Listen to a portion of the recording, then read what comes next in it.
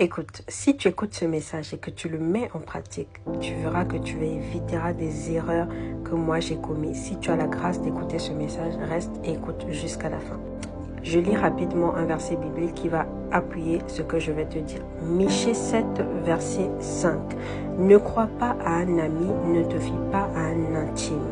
Devant celle qui repose sur ton sein, garde la porte de ta bouche. Devant celle qui repose sur ton sein, garde les portes de ta bouche.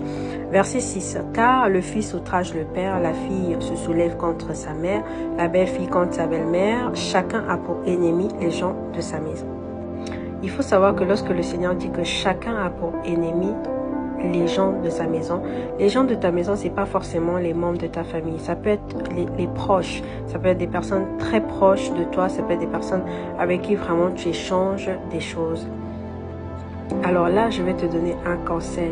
Il ne faut pas accepter l'aide de tout le monde. Il ne faut pas accepter l'aide de tout le monde. Je te le dis. Tu ne dois pas accepter l'aide de tout le monde.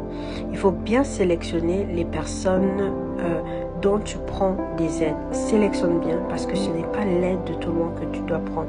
Ce n'est pas l'argent de tout le monde que tu dois accepter. Ce n'est pas l'aide de tout le monde que tu dois prendre. Les personnes dont Dieu te mettra à cœur, les personnes dont Dieu te convaincra, Dieu permettra que tu prennes.